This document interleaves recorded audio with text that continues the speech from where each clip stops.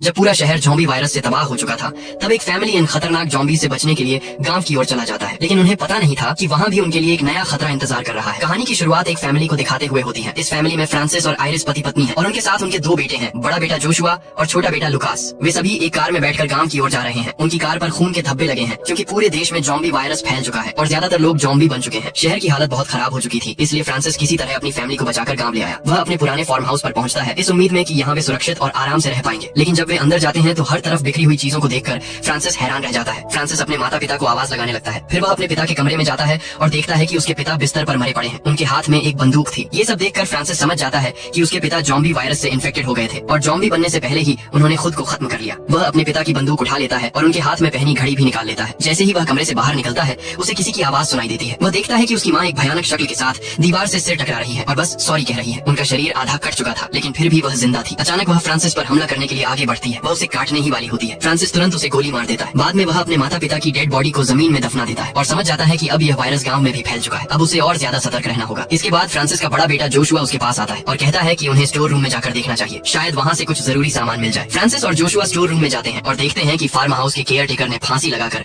आत्महत्या कर ली है। कुछ देर तक वे चुपचाप खड़े रहते हैं। फिर फ्रांसिस जोशुआ से कहता है कि वह केयर टेकर की कमर से चाबियों का गुच्छा निकाल ले। जोशुआ डरते हुए आगे बढ़ता है और जैसे ही वह चाबियों का गुच्छा निकालने के लिए जोर से खींचता है, केयर टेकर का बॉडी अचानक उसके ऊपर गिर जाता है। इससे वह बुरी तरह डर जाता है और भागकर बाहर चला जाता है। जोशुआ जब बाहर आकर खुद को संभाल रहा होता है, तभी आयरिस उसे इस हालत में देख लेती है और फ्रांसिस से पूछती है कि जोशुआ को क्या हुआ। फ्रांसिस उसे बताता है कि कुछ खास नहीं, बस एक लाश उसके ऊपर गिर गई थी। आयरिस गुस्से में कहती है कि जोशुआ से ऐसे काम मत करवाया करो, लेकिन फ्रांसिस कहता है अगर हमें यहाँ जिंदा रहना है तो ये सब सीखना ही पड़ेगा, वरना हम ज्यादा दिन नहीं टिक पाएंगे। इसके बाद वह अपने छोटे बेटे लुकास को गन्ने का एक टुकड़ा खाने के लिए देता है। लुकास को खाते हुए देखकर फ्रांसिस खुश हो जाता है। यहाँ हम देखते हैं कि फ्रांसिस अपने बड़े बेटे से ज्यादा अपने छोटे बेटे का ख्याल रखता है। इसके बाद फ्रांसिस को लेकर बेसमेंट के कमरे में जाती है। इस कमरे को देखते ही फ्रांसिस थोड़ा घबरा जाता है और अपने बचपन की यादों में खो जाता है। उसके पिता उसे इसी कमरे में लाकर सजा दिया करते थे। रात होते ही पूरा परिवार एक साथ खाने के लिए बैठता है। तभी जोशुआ को एक रेडियो मिल जाता है। वह उसे चालू करने की कोशिश करने लगता है, लेकिन यह बात उसके पिता यानी फ्रांसिस को बिल्कुल पसंद नहीं आती। फ्रांसिस उसे रोकते हुए कहता है कि पहले खाना खा लो फिर यह सब करना। तब जोशुआ बताता है कि उसकी गर्लफ्रेंड एलिस ने उसे मैसेज किया है। वह अपने परिवार के साथ उत्तर की पहाड़ियों की तरफ जा रही है, जहाँ सरकार ने कैंप बनाया है। फ्रांसिस यह सुनते ही कहता है कि वह किसी कैंप में नहीं जाने वाले। उसे लगता है कि वहाँ लोगों को जानवरों की तरह ठूंस ठूंस कर रखा जाएगा और खाने के लिए भी संघर्ष करना पड़ेगा। इसीलिए वह सबको साफ कह देता है कि वे यहीं रहेंगे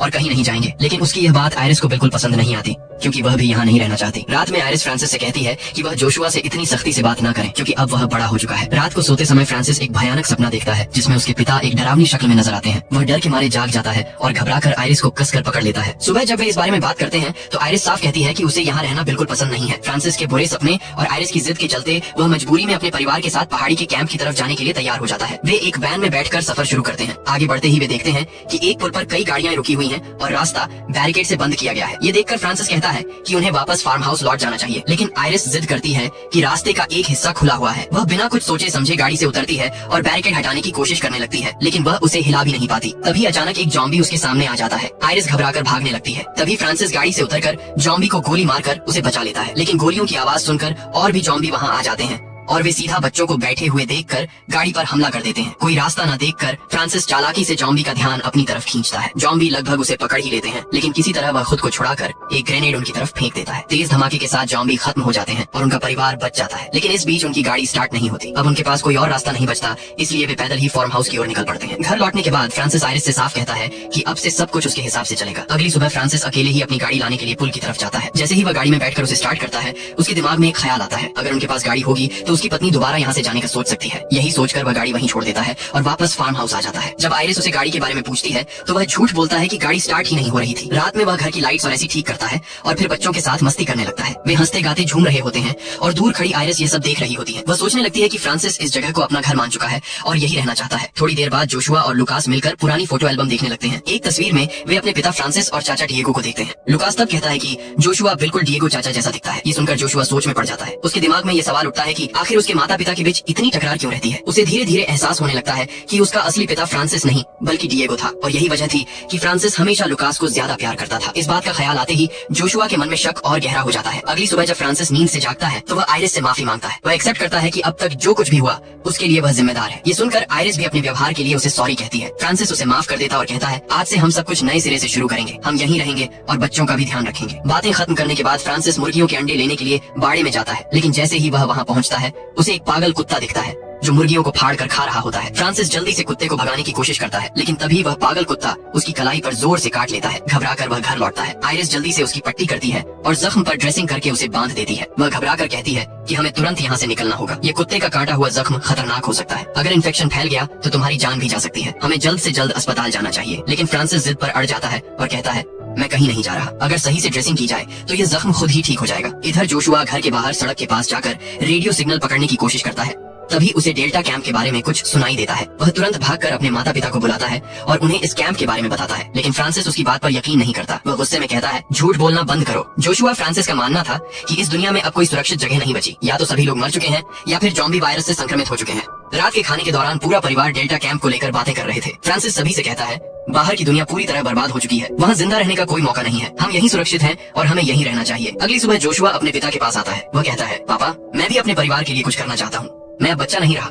मुझे भी अपने फैसले खुद लेने चाहिए। मुझे मेरी आजादी चाहिए। लेकिन फ्रांसिस उसकी बात को नजरअंदाज कर देता है। फ्रांसिस कहता है, तुम अभी इतने बड़े नहीं हुए कि अपने फैसले खुद ले सको। अपने परिवार की रक्षा के लिए कभी कभी किसी को मारना भी पड़ता है। क्या तुम किसी की जान ले सकते हो? जोशुआ तुरंत जवाब देता है, अगर अपने परिवार को बचाने के लिए मुझे किसी को मारना पड़ा तो मैं वह भी कर सकता हूँ। फ्रांसिस उसकी हिम्मत को परखने के लिए उसे घर के बाहर खुले मैदान में ले जाता है। वह एक जगह टारगेट सेट करता है और जोशुआ से कहता है, अगर तुम इतने बहादुर हो तो इस पर निशाना लगाकर गोली चलाओ। जोशुआ बंदूक उठाता है और कोशिश करता है, लेकिन कई बार निशाना चूक जाता है। ये देखकर फ्रांसिस को गुस्सा आ जाता है। वह जोर से चिल्लाकर कहता है, अगर तुम अपने परिवार की हिफाजत नहीं कर सकते तो ये बातें करना बंद करो। जोशुआ डर जाता है, लेकिन फिर वह गहरी सांस लेता है और गुस्से में लगातार फायरिंग करने लगता है। घर में मौजूद आयरिस गोलियों की आवाज सुनकर लुकास को साथ लेकर बाहर आ जाती है। वह गुस्से में फ्रांसिस से कहती है, जोशुआ के साथ इस तरह का बर्ताव मत करो। लेकिन तभी उनकी नजर सामने खड़े एक ज़ॉम्बी पर पड़ती है। शुरुआत में वे इसे ज्यादा गंभीरता से नहीं लेते, लेकिन कुछ ही देर में देखते हैं कि सिर्फ एक नहीं बल्कि ज़ॉम्बियों का पूरा झुंड उनकी तरफ बढ़ रहा है। फ्रांसिस चिल्लाता है, भागो। वे बिना देर किए वहाँ से भागने लगते हैं। किसी तरह वे घर के अंदर घुसकर दरवाजा बंद कर लेते हैं और दरवाजे के सामने भारी सामान रख देते हैं ताकि ज़ॉम्बी अंदर न आ सके। फिर वे ऊपर जाकर देखते हैं कि ज़ॉम्बी पूरे घर को घेर चुके हैं। कुछ देर बाद ज़ॉम्बी उनकी मौजूदगी भांप लेते हैं और दरवाजा तोड़ने की कोशिश करने लगते हैं। फ्रांसिस समझ जाता है कि अब उनका बचना मुश्किल है, लेकिन तभी अचानक कोई आदमी अपनी गाड़ी लेकर वहाँ आता है और तेज हॉर्न बजाने लगता है। ज़ॉम्बी का ध्यान तुरंत उस गाड़ी की तरफ चला जाता है। वह आदमी गाड़ी घुमाकर वहाँ से भाग जाता है और ज़ॉम्बी भी उसके पीछे दौड़ पड़ते हैं। लेकिन फ्रांसिस गाड़ी को देखकर समझ जाता है कि यह किसकी है। अगली सुबह वह एक छोटे से नदी किनारे जाता है। उससे मिलने यह शख्स और कोई नहीं बल्कि उसका बड़ा भाई डिएगो था। यही डिएगो था जिसने पिछली रात उनकी जान बचाई थी। डिएगो बताता है कि वह अपने माता पिता से मिलने आया था। तब फ्रांसिस उसे बताता है कि उनके माता पिता अब इस दुनिया में नहीं रहे। डिएगो फ्रांसिस को मदद की पेशकश करता है कि अगर तुम चाहो तो मैं तुम्हारी मदद के लिए रुक सकता हूँ। लेकिन यह सुनते ही फ्रांसिस भड़क उठता है। वह डिएगो को बिल्कुल बर्दाश्त नहीं कर सकता था, क्योंकि शादी के बाद डिएगो ने फ्रांसिस की पत्नी यानी आयरिस के साथ नाजायज रिश्ता बना लिया था और जोशुआ डिएगो का बेटा था। गुस्से में फ्रांसिस उसे तुरंत वहाँ से चले जाने को कहता है। डिएगो जाने से पहले फ्रांसिस को एक नक्शा देता है और कहता है, अगर तुम जिंदा रहना चाहते हो तो उत्तर की पहाड़ियों की तरफ चले जाओ। वहाँ एक कैंप बना है। शहर के ज़ॉम्बी धीरे धीरे इस तरफ बढ़ रहे हैं, लेकिन फ्रांसिस उसकी कोई भी बात सुनना नहीं चाहता। गुस्से में आकर वह नक्शे को जलाने की कोशिश करता है, लेकिन फिर कुछ सोचकर रुक जाता है। वह नक्शा अपने पास ही रख लेता है। इसके बाद फ्रांसिस घर लौटकर अपने भाई डिएगो की जैकेट आयरिस को दिखाता है और कहता है, वह अब जिंदा नहीं है। आयरिस मायूस हो जाती है और बिना कुछ कहे कमरे में चली जाती है। इधर फ्रांसिस को एहसास होता है कि ज़ॉम्बी कभी भी यहाँ पहुँच सकते हैं, इसलिए वह दरवाजों और खिड़कियों को और मजबूत करने लगता है। इसी दौरान लुकास खेलते खेलते बेसमेंट में पहुंच जाता है।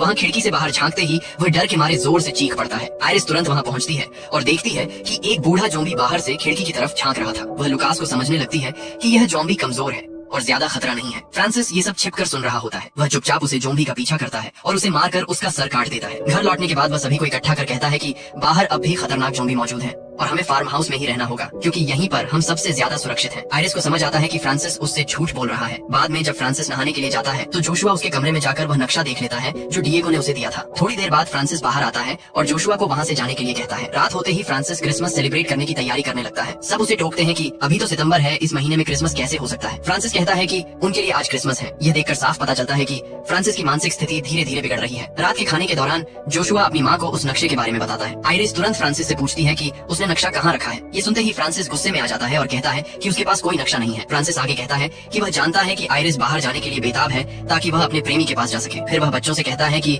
उनकी माँ किसी और के साथ भाग जाना चाहती थी, लेकिन चारों तरफ वायरस फैलने की वजह से वह ऐसा नहीं कर पाई। ये सुनकर बच्चे रोने लगते हैं और अपनी माँ से पूछते हैं कि क्या यह सच है। आयरिस बच्चों को जवाब देती है कि उनके पिता जो कुछ कह रहे हैं वह सच है। इसके बाद फ्रांसिस सबको चेतावनी देता है कि कोई भी इस घर से बाहर नहीं जाएगा। वह गुस्से में नक्शा उठाकर आग में फेंक देता है और उसे जला देता है। ये देखकर आयरिस का गुस्सा फूट पड़ता है और वह फ्रांसिस को एक जोरदार जोरदार थप्पड़ मारकर अपने कमरे में चली जाती है। अगले दिन फ्रांसिस अपने खेत में गन्ने लेने जाता है क्योंकि अब वे सिर्फ यही खाकर दिन गुजार रहे हैं। उधर आयरिस बच्चों के पास जाती है और उनसे बात करने लगती है। यहाँ से ये साफ समझ आता है कि बच्चे अपनी माँ के साथ सेफ फील करते हैं क्योंकि उनका पिता फ्रांसिस धीरे धीरे मानसिक रूप से असंतुलित होता जा रहा है और सबके साथ अजीब बर्ताव कर रहा है। शाम को जब फ्रांसिस घर लौटता है तो वह अपने साथ एक बड़ा बोर्ड लेकर आता है और उसे घर के दरवाजे के सामने लगा देता है। इसके बाद वह सभी को इकट्ठा करके कहता है कि अब से कोई भी घर के बाहर नहीं जाएगा क्योंकि उसने कुछ जॉम्बी बाहर घूमते हुए देखे हैं। वह बताता है कि वे जॉम्बी बेहद खतरनाक हैं और अगर किसी ने भी बाहर जाने की कोशिश की तो वे हमला कर देंगे। ये सुनकर जोशुआ कहता है कि उसके पिता यह सब सिर्फ इसीलिए बता रहे हैं ताकि कोई बाहर ना जाए, जबकि बाहर जाने से कोई खतरा नहीं है। जोशुआ की ये बात सुनकर फ्रांसिस को गुस्सा आ जाता है। वह गुस्से में जोशुआ को जोरदार थप्पड़ मार देता और यहाँ तक कि उसे नाजायज औलाद कहकर गाली देने लगता है। तभी अचानक उनके दरवाजे पर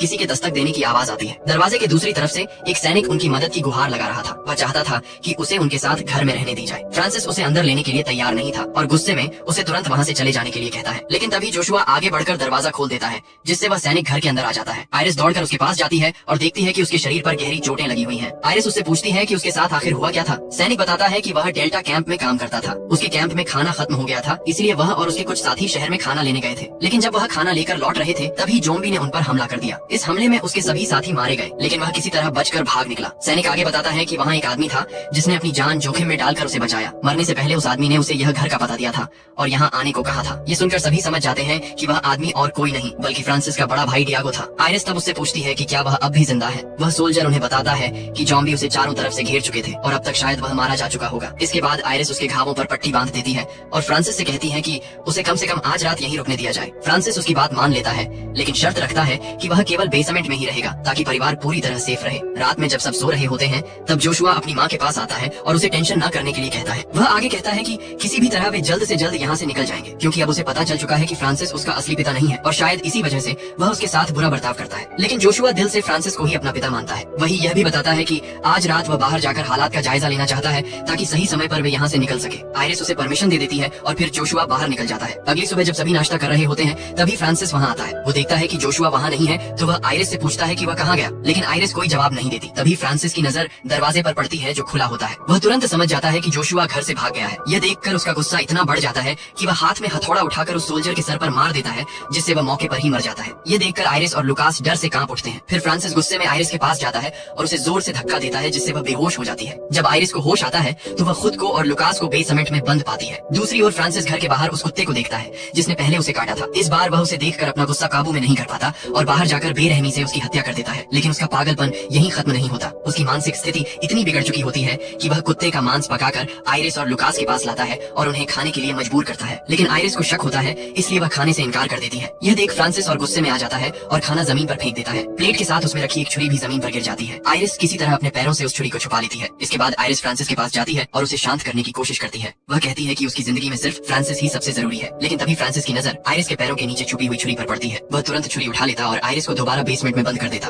आयरिस वहाँ से भागने की कोशिश करती है लेकिन बदकिस्मती से उसका पैर फिसल जाता है और वह नीचे गिरकर बेहोश हो जाती है। कुछ देर बाद जब उसे होश आता है तो लुकास उससे पूछता है कि अब उन्हें क्या करना चाहिए। आयरिस उसे एक प्लान बताती है और सिखाती है कि उसे कैसे एक्टिंग करना है। लुकास उसकी बात मानकर जोर जोर से चिल्लाने लगता है। उसकी आवाज सुनकर फ्रांसिस तेजी से वहाँ आता है। जैसे ही वह पास आता है आयरिस मौके का फायदा उठाकर उस पर हमला कर देती है। वह किसी तरह फ्रांसिस को बेहोश कर देती है और लुकास के साथ मिलकर उसे बेसमेंट में बंद कर देती है। बेसमेंट में बंद होने के बाद फ्रांसिस को अपने बचपन की भयानक यादें आने लगती हैं। दूसरी ओर आयरिस जरूरी सामान लेकर वहाँ से भागने की कोशिश करती है, लेकिन तभी वह दरवाजे पर डिएगो को देखती है जो अब एक ज़ॉम्बी बन चुका होता है। आयरिस तेजी से लुकास को पकड़कर घर के अंदर वापस भागती है और दरवाजा बंद करने की कोशिश करती है, लेकिन तब तक डिएगो अंदर आ जाता है। वह लुकास पर हमला कर देता है। अपने बेटे को बचाने के लिए आयरिस ज़ॉम्बी को रोकने की कोशिश करती है, लेकिन वह उस पर भी हमला कर देता है। इसी बीच बेसमेंट में बंद फ्रांसिस उनकी चीखें सुन लेता है। वह पूरी ताकत लगाकर दरवाजा तोड़ता है और ऊपर आ जाता है। फिर वह तुरंत डिएगो पर हमला करता है और छुरी से उसे मार डालता है। इसके बाद फ्रांसिस आयरिस के पास जाता है और गुस्से में उससे पूछता है कि उसने उसके साथ ऐसा क्यों किया, लेकिन तभी लुकास उनके सामने आ जाता है। वे देखते हैं कि ज़ॉम्बी ने लुकास को काट लिया है। ये देखकर आयरिस और फ्रांसिस बुरी तरह से घबरा जाते हैं। फ्रांसिस ये सब देखकर सदमे में आ जाता है और तुरंत शांत हो जाता है। अब उसका सारा गुस्सा खत्म हो चुका था। वह आयरिस से हाथ जोड़कर विनती करता है कि किसी भी हालत में उनके बेटे को बचा लिया जाए। आयरिस के पास कोई और रास्ता नहीं बचा, इसलिए वह हिम्मत जुटाकर लुकास का इन्फेक्टेड हाथ काट देती है। फिर वह तुरंत उसकी चोट पर पट्टी बांध देती है। अपने बेटे की ये हालत देखकर